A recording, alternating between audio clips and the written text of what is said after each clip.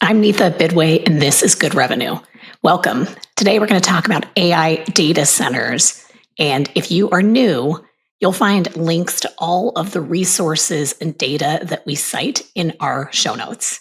If you haven't already, hit the subscribe button and let's jump right in. So, what is an AI data center? Traditionally, there have been a few different types of data centers: an enterprise data center, private data centers, and then something called a hyperscaler data center that emerged over the last decade or so as the cloud computing industry rose and as crypto mining became a really big deal. There's a huge difference, though, when it comes to the capacity and the design and really the expectations of these hyperscaler AI data centers. So, from a data perspective, a traditional enterprise data center has somewhere between 2,000 to 5,000 servers. A hyperscaler AI data center has at a minimum 5,000 servers and often many, many more than that. In addition, the hyperscaler facilities are massive.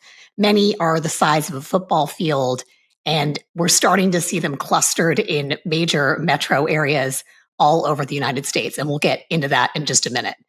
There's also differences in that AI data centers are designed for high density GPUs and TPUs, low latency, and they are intended to have a lot of reliability. And the reason is AI data centers are supposed to be running all the time. In other types of data centers, there may be peak demand, there may be low periods, et cetera. That's not the expectation with an AI data center. As a result, they're far more data and resource intensive. And we'll get into that in just a minute.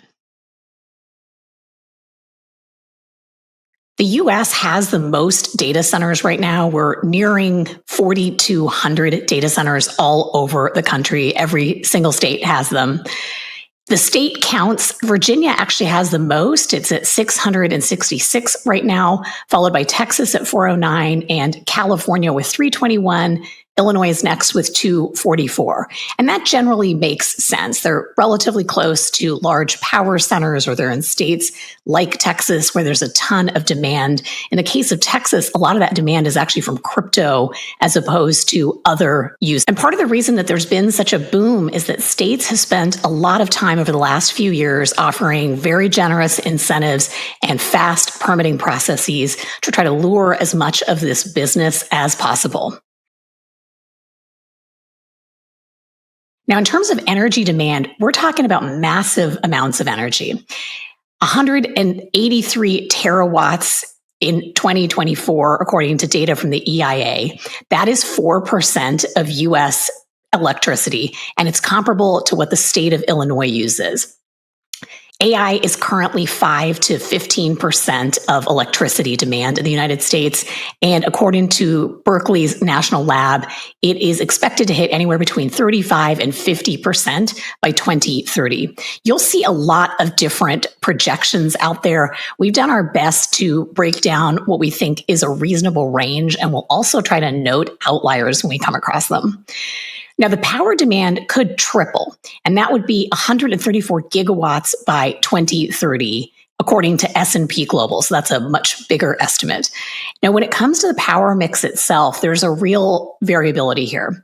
40% of data centers are actually powered by natural gas, 24% by renewables, and another 20% by nuclear, with just 15% being coal-fire generated.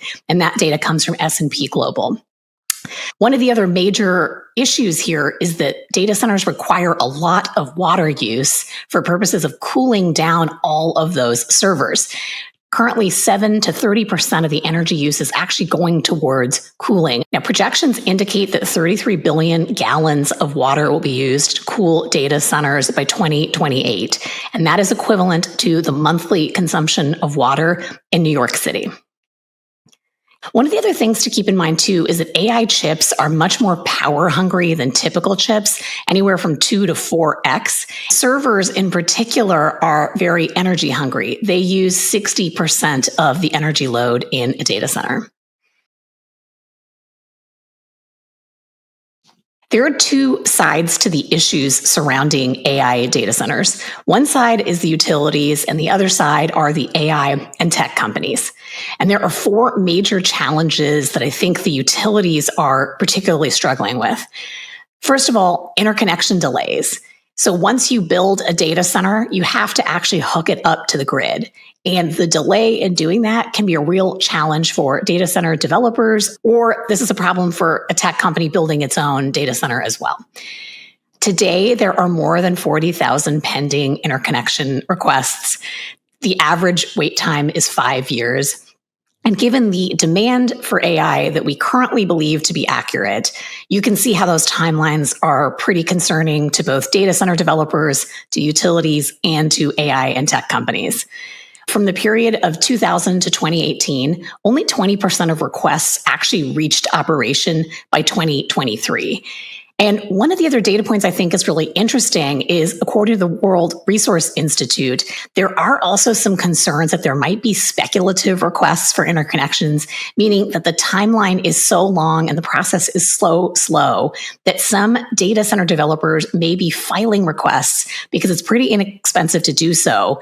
And they may not actually need or expect that power, or worse, these are duplicative requests. So there may be some flux in that data to just keep in mind.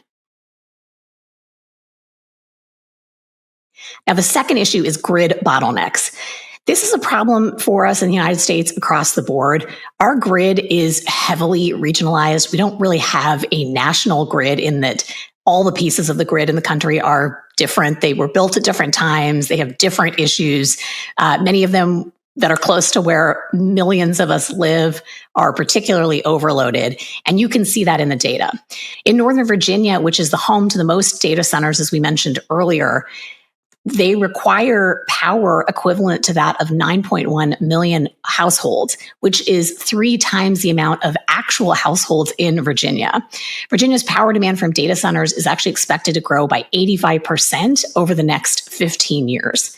Phoenix, Dallas, Las Vegas, Reno, and Atlanta are also some of the metro regions that are facing 300 to 1,000% growth in capacity. Transmission is another big issue, and transmission is how we actually get power that is generated to the grid. So it's another piece of the puzzle. So the way to think of it is interconnection is between a data center to the grid, and transmission is the power source, so the actual coal-fired plant or the nuclear reactor or whatever, back to the grid. In the case of transmission, only 322 miles of new high voltage lines have been built in 2024, which is not that much when you think of the fact that we need thousands of lines of transmission. And this was actually the third slowest year in the last 15 years. By contrast, 4,000 miles of transmission lines were built back in 2013, according to data from Grid Strategies. The fourth issue, the electricity demand is actually pretty uncertain. Historically, electricity demand has been a boom and bust cycle in the world of data centers. What happened is, after 2010, data centers' use of electricity actually plateaued. And this isn't a bad thing, because demand was growing as cloud adoption increased.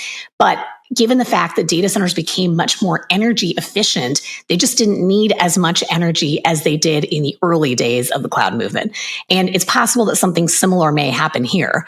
But for right now, we have a wild range of projections by 2030. The range is anywhere from 200 to 1,050 terawatts per year of power. And the high-end estimate there comes from BCG.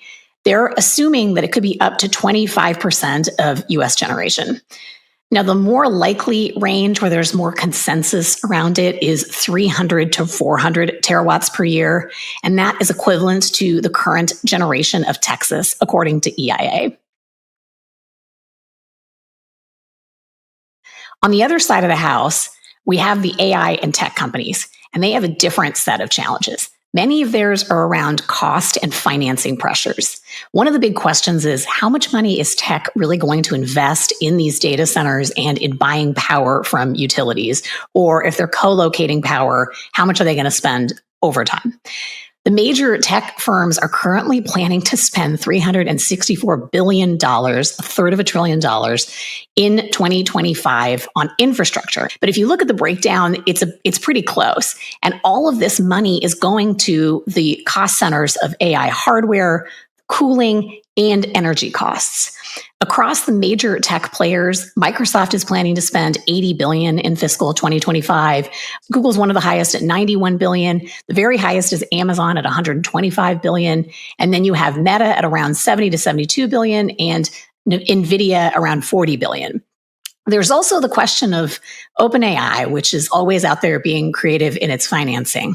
As part of its breakup deal and restructure into a public benefit corporation, which just recently happened, they agreed to buy $250 billion worth of Azure services over the next 7 years. And that includes the AI piece.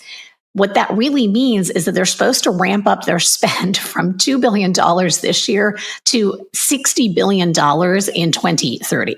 Remains to be seen what actually happens there, because again, we've said this many times in the last couple of weeks, but their revenue is at $13 billion right now in 2025. And so these numbers just seem astronomically high in comparison to reality.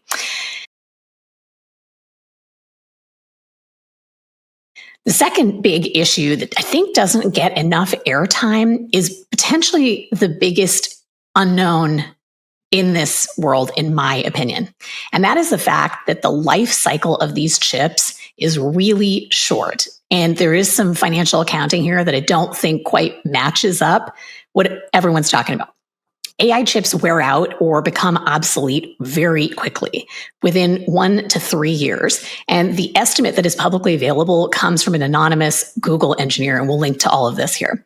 And the reason is that it's the thermal and electrical stress of constant use, because as we mentioned at the top, these data centers are running all the time. There's no downtime or a day off for the AI chips. In addition, there's the fact that there is technological obsolescence, meaning folks like NVIDIA are doing a really great job of coming up with new, high-powered, fancier chips all the time. With that context, Barclays has forecast a 10% earnings cut for AI firms in 2025. They don't think this is going to pan out over the long run. Now, the other issue to keep in mind here, too, is that the depreciation that tech companies are currently using is a longer period of time, more like 2 to 4 years, where the chips actually wear out in 1 to 3 years. So there's something with depreciation that I think is potentially going to catch up with folks if the demand for AI doesn't keep up over time. The third big risk, and we're kind of leading up into this one, is the fact that we might be in a massive AI bubble. And that has certainly been our concern here in Good Revenue, given all the data that we see. I don't think we're the only folks out there with this opinion. Bain just released a report in September of this year. They note that AI firms have a $800 billion annual revenue gap by 2030 to actually fund all of this capital expense. Again, not surprising given the numbers we're talking about. That amount is larger than Amazon's current revenue. So it's a huge number that we're talking about.